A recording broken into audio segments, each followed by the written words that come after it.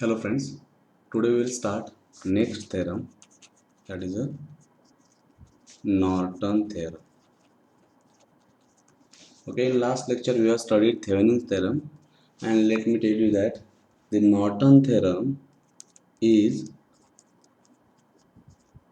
converse of Thevenin's theorem.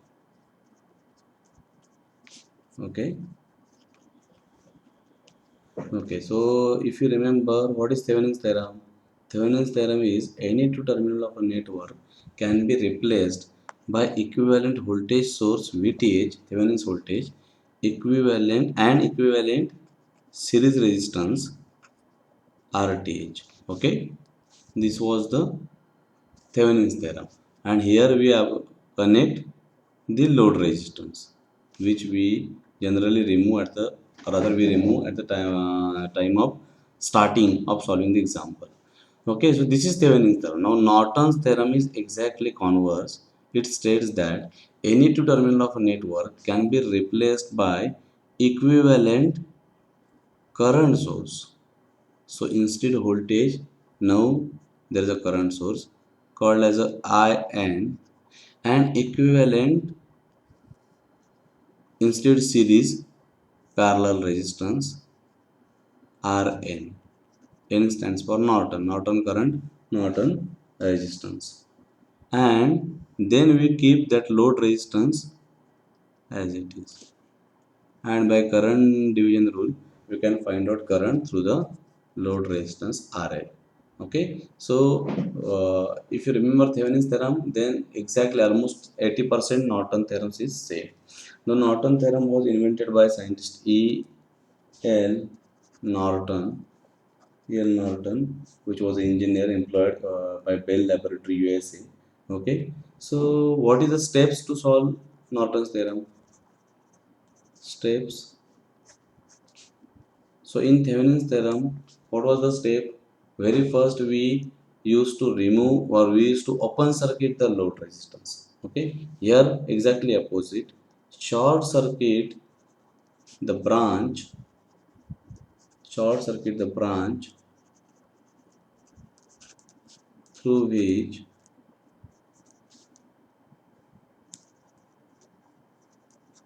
current is to be calculated. Okay, so first step is instead open circuit, in Norton we will short circuit that branch. Next, second step, obtain, in Thevenin's theorem we used to obtain Thevenin's voltage VTH. Here we will obtain current through short circuit branch by any method, KVL, KCL, whatever, which is called as IN. Okay, step 3, obtain equivalent resistance Rn. This process is exactly similar of RTH, but in Thevenin's it was called as RTH. In Norton we will call it as Rn. Okay, procedure is exactly same. Replace all voltage sources by short circuit and current sources by open circuit. Then looking through the terminal, find out equivalent resistance Rn. Step 4. Draw Norton's equivalent circuit. And step 5, place Rn, which is removed resistance at the time of starting. Okay, and find current. Okay, these are steps. So let's see one simple example so that we can understand the steps.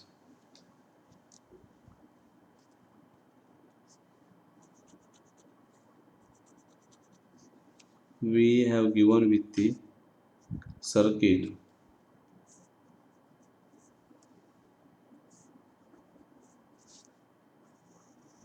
This is the circuit. This is 10 ohm. This is 15 ohm. This is 10. This is 20. And voltage is 100 volt.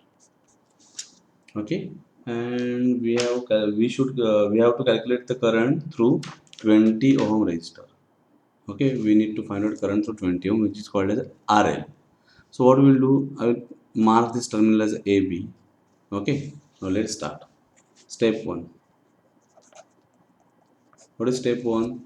Remove the load resistance and make it short circuit, or short circuit the branch through which current is to be calculated. So I have to short circuit AB. Now new circuit will be,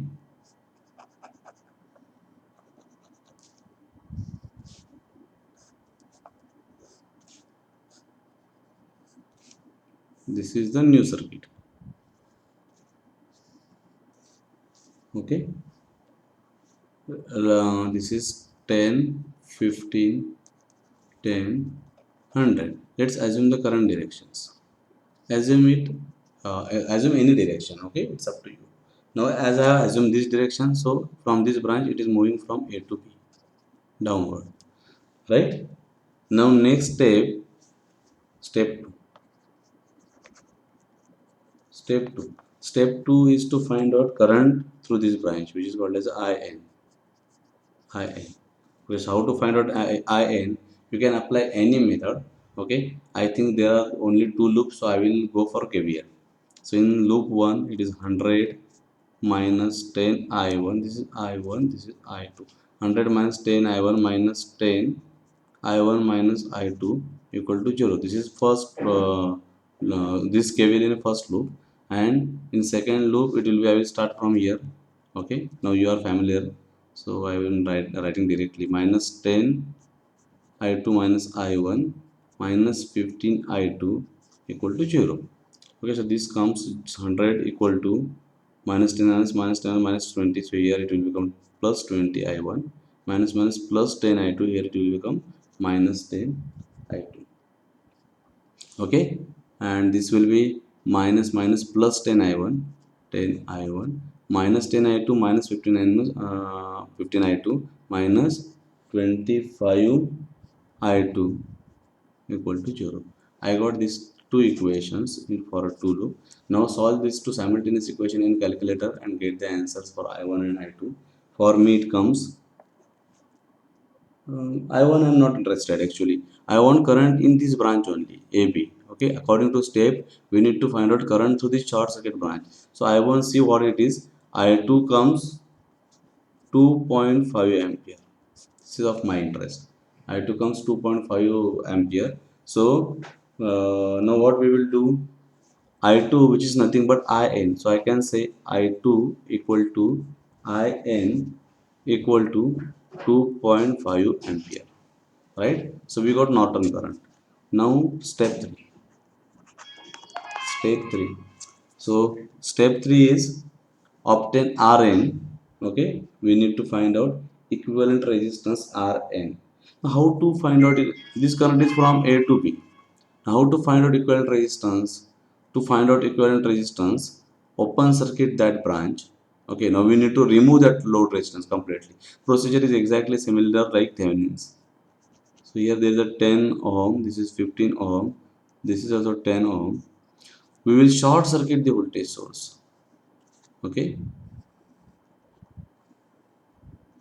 that load resistance is removed now. Now I need to look through this terminal and I will find out Rn. This is 10, this is 10, this is 15. Now reduce the resistances. 10 and 10 are in a parallel. Okay, so its equivalent will be 10 multiplied R1 into R2 formula, R1 into R2 divided by R1 plus R2. Okay, so this is R1, this is R2. 10 into 10 divided by 10 plus 10. So 10 into 10 is 100 divided by 20. So it becomes 5, or else you can apply hint. Whenever there are two resistances are of equal value, their parallel reduced resistance will be half of it. So that 5 plus 15 in a series, so it is 20. Rn is 20 ohm. Okay, so we got Rn. Now as we have In and Rn, step 4, let's draw Thevenin's equivalent. Current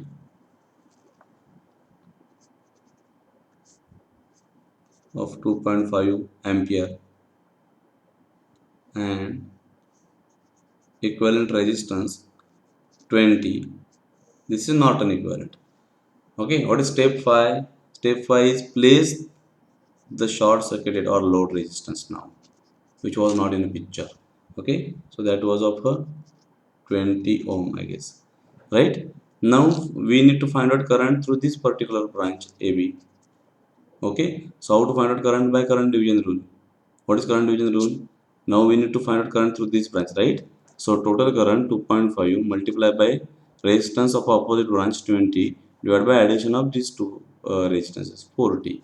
So it comes 1.25 ampere moving down. 1.25 ampere moving down. Okay, so this is how Norton theorem is solved. Now I will consider one little complicated or difficult example.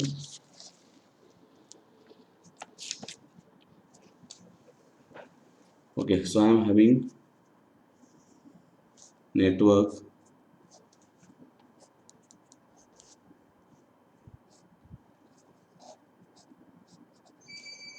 like this. Okay, just a second.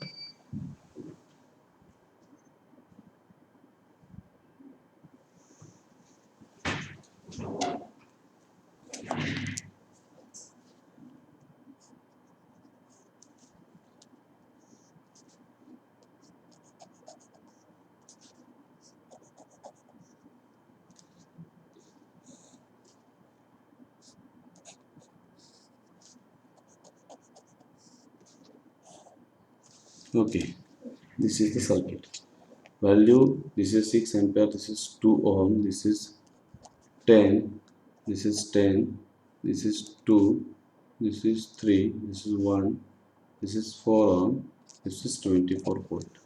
And question is find out current through 4 ohm resistor. We need to find out current through 4 ohm resistance, means this. So I will consider 2 points here and I will name them A and B. Okay, so what is first step? First step is to short circuit this branch, right? So I will short circuit the branch and new circuit will be.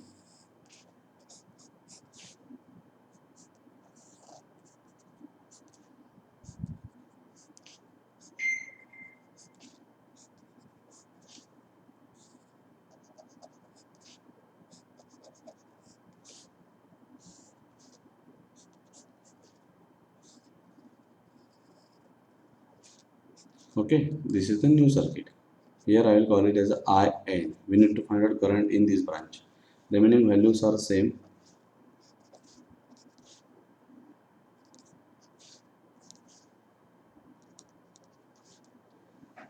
Now, how to find out current in this branch? There are different methods. Okay, you can see 1, 2, 3. There are 4 loops. So either you have to apply KVL in all 4 loops, which will be very lengthy, or else what you can do, KCL is also very difficult. KCL is not possible. So in such conditions, when there is a complication in a circuit, you should look into the circuit whether you can simplify the circuit, or is there an option by which you can little simplify the circuit. Okay, if you remember the concept source transformation, then you can see there is a resistance and sorry, there is current source and resistance in a parallel. So by source transformation, I can transform them into voltage source and resistance in a series. So that instead these two, there will be only one loop. Then I can apply KVL in 3 loops. That will be easy. Okay, so let me draw that circuit. Hold current and resistance. Okay, so V equal to I into R. So 12. So 12 volt voltage source and 2 ohm in series. Okay, instead these two I have replaced with these two. Okay, voltage source and series resistance. Now remaining resistances and circuit will be as it is.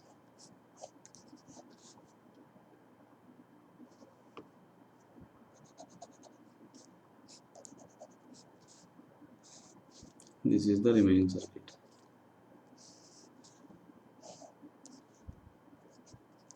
This is Norton current. Okay, now simply apply KVL. This is one loop, this is one loop. You can assume any direction. I1 I2 and I3. Okay, now you can apply the KVL.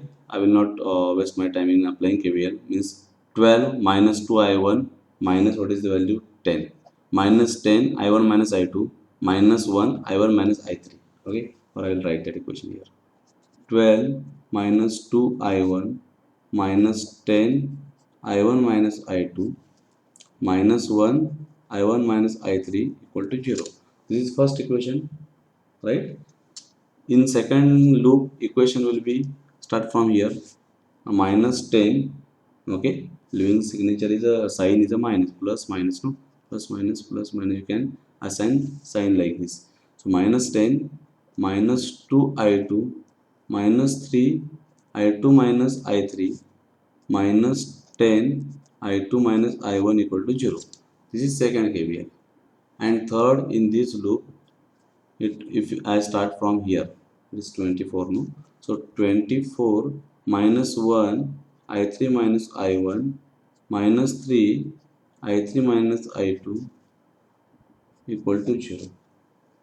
Okay, you can apply these three KVLs. Now solve all the three loops. Okay, and find out current I1 and I1, I2 and I3. Now current I3 is nothing but IN. Okay, so you will get I3 equal to IN equal to 12.39 amperes. Okay, so we got the current of our interest. Step 1, this is step 1, remove the load resistance. This is step 2 to find out IN. Step 3, find out RN. Step 3, find out Rn.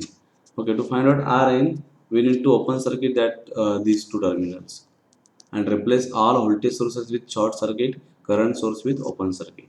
So now in new circuit will be,